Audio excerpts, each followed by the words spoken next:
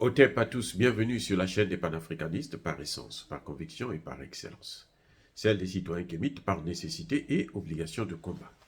Nous sommes une chaîne qui n'est guidée que par nos ancêtres et rien que par les ancêtres qui appartiennent à l'égrégore du monde noir. Par conséquent, nous ne croyons en aucun Dieu venu de l'étranger. Toutefois, cette vidéo n'est aucunement destinée à inciter à la haine ou à la violence, car nous menons un combat qui est d'abord et avant tout spirituel, intellectuel et démocratique. Ensuite, il est politique, géopolitique et géostratégique. Contre l'impérialisme, le colonialisme, le néocolonialisme et l'endocolonat, qui sont tous qualifiés de crimes contre l'humanité. Nous menons ce combat sur la base du principe fondamental que nous avons hérité de nos ancêtres kémites, qui est celui de la Mahat, c'est-à-dire solidarité, vérité et justice. Vous êtes donc en droit de connaître la vérité et nous avons l'obligation de vous dire la vérité, rien que la vérité, afin que justice soit rendue au continent africain. Et ça, c'est notre modeste contribution dans cette noble lutte en faveur de la souveraineté, la dignité, la solidarité et l'unité africaine. C'est exactement ça que nous appelons le panafricanisme. Bien-aimés frères et sœurs, que se passe-t-il au Niger?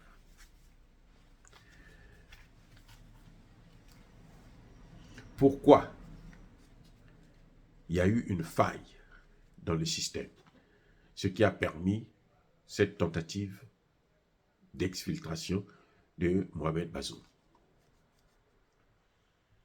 Eh bien, c'est vrai que Bazoum parle, communique avec l'étranger, communique notamment avec Emmanuel Macron, qui est le maître d'œuvre, le cerveau penseur de cette action. Mais si cette action a pu se faire, a pu être pensée, c'est parce qu'il y a eu des complicités internes. Il y a des endocollants. C'est parce qu'il y a une faille dans le système militaire. Il y a des militaires qui, malheureusement, travaillent pour Bazoum. Sans cela, ils ne pouvaient même pas y penser. Ah oui. Parce que ça implique beaucoup de choses. Ça implique des communications, des lettres, des téléphones. Et ce n'est pas tout ce que euh, euh, l'on négocie qu'on traite au téléphone. Il y a eu des gens qui ont dû se déplacer pour prendre des informations sur Bazoum, amener acquis de droit en France, et puis de la France, maintenant, on revient et puis on planifie. Il y a eu des gens qui ont reçu de l'argent. Vous le savez aujourd'hui que pour le coup d'État au Burkina Faso, Macron et Alassane Ouattara ont investi 25 milliards de francs CFA. Il ne faut pas oublier que au Niger, la France n'est pas sa première tentative. La France avait déversé 300 milliards de francs CFA pour les partis politiques, afin que les partis politiques puissent se lever pour s'opposer au général Tchani. Elle a échoué, parce que beaucoup d'hommes politiques ont rejeté l'offre, malgré le fait qu'il y avait de l'argent.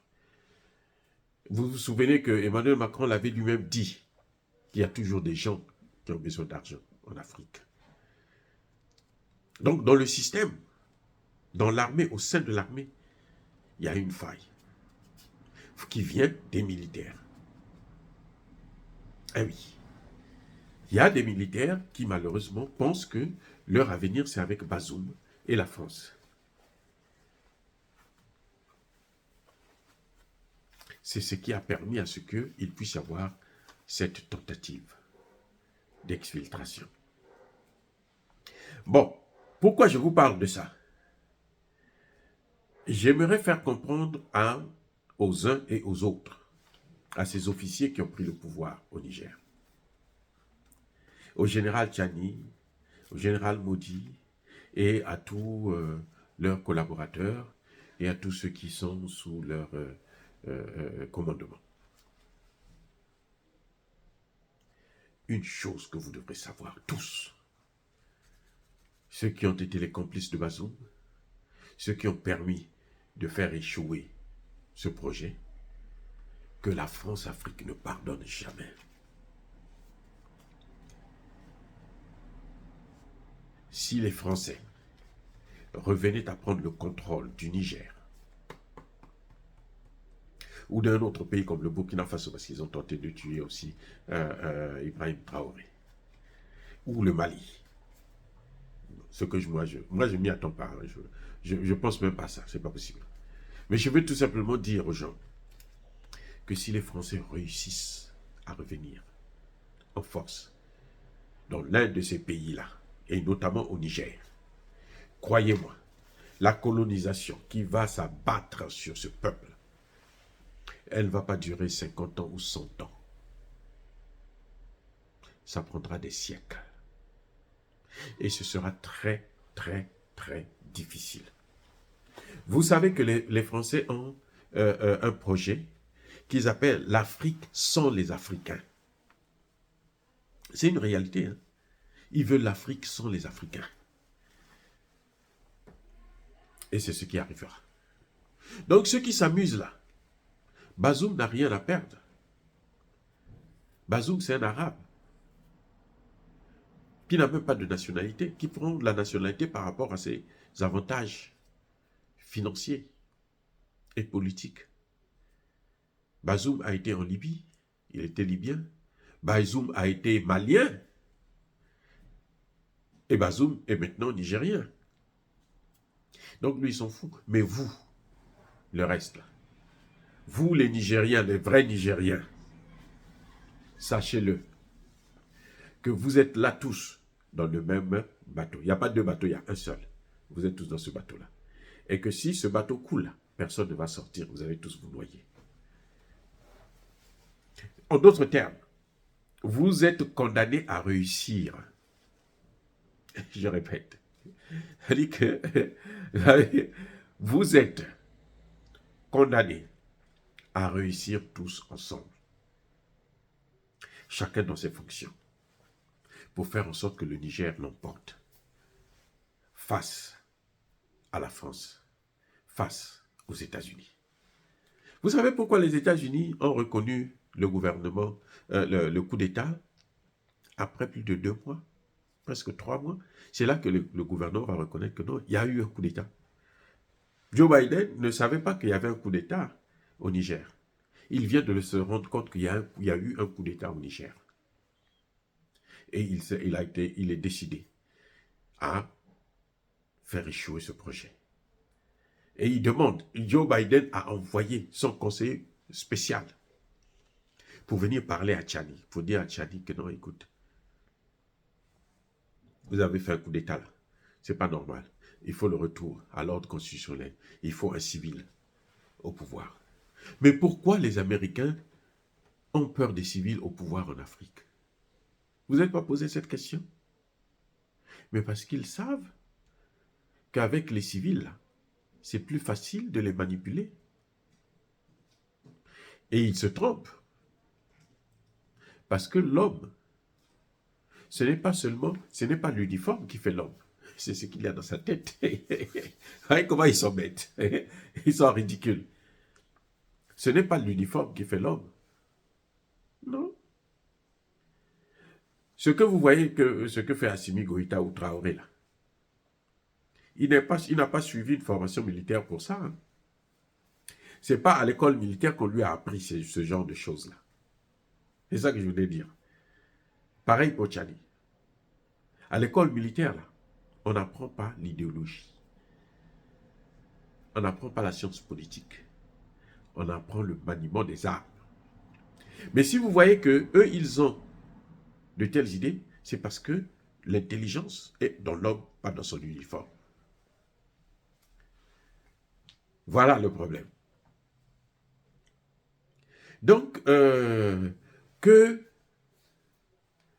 les soldats, les militaires nigériens puissent comprendre que le vin, là, il a déjà été tiré. Il faut le boire. Vous allez peut-être, si vous boycottez cette transition, vous allez peut-être avoir une maison en France, vous allez peut-être avoir un compte bancaire, vous allez peut-être avoir ce que vous voulez. avant vous, là, il y en a eu. Le cas le plus patent, c'est celui de Blaise Compaoré. Où est-ce qu'il est aujourd'hui? Il est au Maroc. Pourquoi au Maroc? Parce que la France a refusé de lui donner le visa pour rentrer en France se faire soigner. Et vous serez dans le même cas. C'est bien Blaise Compaoré qu'on a utilisé pour infecter la sous-région par les terroristes. Tous les terroristes, là, pour la plupart, ils sont passés par le Burkina Faso. Ils ont été formés au Burkina Faso, nourris, logés dans des grands hôtels et tout. Et c'est du Burkina Faso qu'on les affectait, qui au Mali, qui au Niger, qui au Côte d'Ivoire, qui au Sénégal, chacun partait. Et celui qui était là, qui exécutait les ordres de la France, c'était Blaise Compaoré. Aujourd'hui, il n'est plus, il est à bannir. Les Français, actuellement, la politique que mènent, ces 3 pays-là seulement, ils font des problèmes aux Noirs en France pour le renouvellement des papiers, pour les inscriptions à l'hôpital, pour les inscriptions à l'école, pour les inscriptions... C'est-à-dire que dans tout, ils deviennent... Maintenant, on voit leur racisme. Donc, vous qui croyez que si vous déstabilisez Tchani et le Niger, vous allez vous en sortir, vous allez vous en sortir, détrompez-vous. On a besoin de vous en ce moment parce que c'est comme une orange. Quand on veut manger l'orange, on boit le jus et après le reste, là, on fout à la poubelle. Et c'est ce qu'on fera de vous. Et sachez une chose, la France-Afrique ne pardonne pas parce que vous avez tous déjà commis une erreur fatale. C'est d'avoir fait le coup d'État, d'avoir participé, d'avoir soutenu l'armée qui s'est installée. Maintenant, tout ce qui vient après, là, c'est du baratin. Ce n'est pas pour faire de vous des meilleurs, des super soldats. Non, c'est faux. Ne vous leurrez pas. Vous serez toujours des soldats comme les autres. Et vous serez l'ennemi de la France parce que ce que la France veut, ce n'est pas vous. La France veut vos matières premières. La France veut le Niger sans les Nigériens. Et la France n'est pas seule. La France est avec les États-Unis d'Amérique. Vous voyez, Tchani, c'était un pro-américain. Il est passé dans les écoles américaines aussi. Mais si les Américains le condamnent maintenant, ils disent que s'il a fait un coup d'État et qu'ils veulent voir des civils au pouvoir maintenant, c'est parce qu'ils ont dû demander quelque chose qu'on ne leur a pas donné. C'est-à-dire le territoire. C'est-à-dire on interdit à Tchani de négocier avec la Russie. Regardez très bien ce qui s'est passé, les événements. C'est juste au même moment, quand l'ambassadeur de Russie est arrivé au Niger, que les Américains ont décidé, ont parlé de ça. Parce que pour eux, le Niger, là, c'est leur chose. Mais le Niger n'est pas leur chose. Les Nigériens n'appartiennent pas aux Américains. Non, si quelqu'un vous a dit ça, c'est faux. Moi, je ne connais pas ça. Donc, il fallait qu'ils puissent prendre les décisions qu'ils ont prises. C'est juste la présence de l'ambassadeur. Et quand vous voyez comme ça, là, bien-aimés frères et sœurs, surtout vous les Nigériens, quand vous voyez un acte pareil, l'ambassadeur est venu avant même qu'il présente ses lettres de créance. Il était déjà là, parce qu'il veut travailler.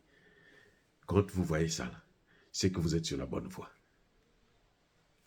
Les Américains ne critiquent jamais lorsque vous êtes dans la mauvaise voie.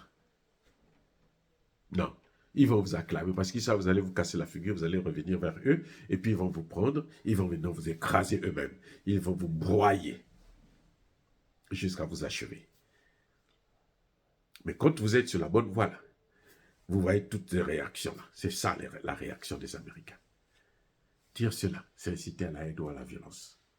Non, il y a ma colère, il y a ma lèvre. Encore, bien aimé, c'est encore une fois de plus, soyez bénis. Je persiste et je signe. Soyez abondamment bénis par le Dieu des Kémites et par nos ancêtres angélisés. Mais que tous ceux qui persécutent le continent africain le pillent et le déstabilisent, qu'ils soient noirs, blancs, chinois, arabes, indiens, qui qu'ils soient punis, maudits, foudroyés, neutralisés, écrasés, effacés par le Dieu des Kémites et par nos ancêtres utilisés. Vive l'Afrique éternelle. J'ai dit, et j'assume.